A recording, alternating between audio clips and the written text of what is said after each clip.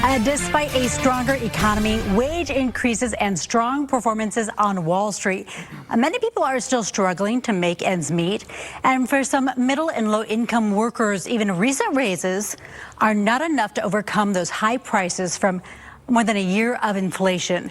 April is Financial Literacy Month, and we are finding out how to increase your financial health.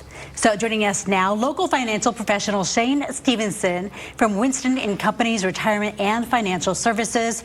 And Shane, we should be talking about money, something many of us are not used to doing. We should. This is such an important topic, this Financial Literacy Month. And Jamie, you know, 43% of Americans couldn't pass a basic high school level financial literacy test if they were given one. And it's pretty shocking at first.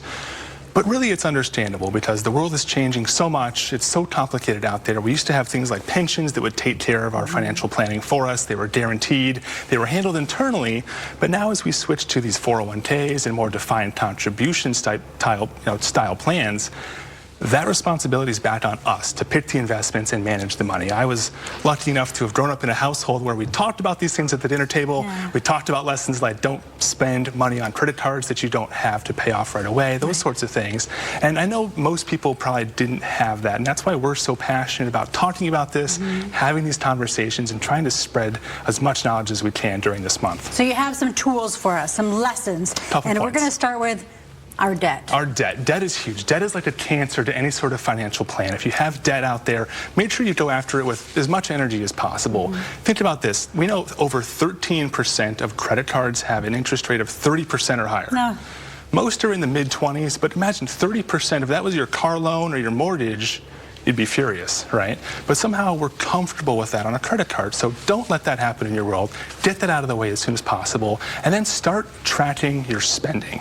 Make sure you know what's coming in, what's going out. We're super passionate about this at Winston & Company's. It's a huge part of our flight plan process. We have to know what's coming in, what's going out, because without that knowledge, you can't really plan for much else. Right, and the saving is important as well. It is. In places that we think we're saving, and maybe we're still spending, and we're spending that money without even realizing it as well. It's possible. So we're tracking our spending, and then I love this one.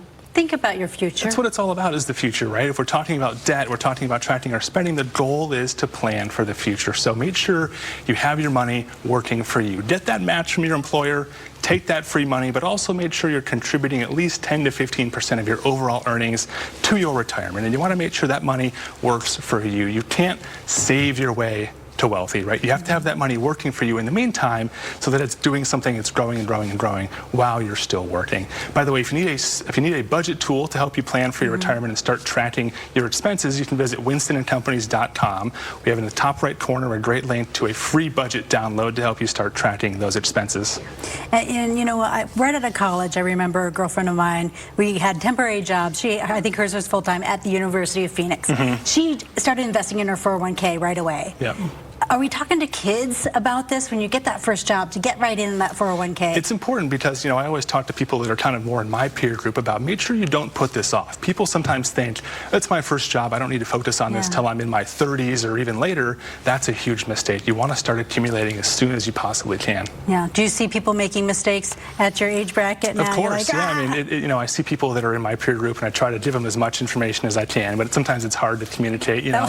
But we always do our best to share as much information. And you think about in college, all those stands around the college campus offering those free credit cards with some free pizza. It's dangerous. As well, it is dangerous. So thanks for keeping us in line, and I'm glad it was discussed at your dinner table and you're sharing the knowledge with us. So again, we're going to pay down that debt, we're going to track our spending, and we're going to think about our future. And it may not be that brand new car.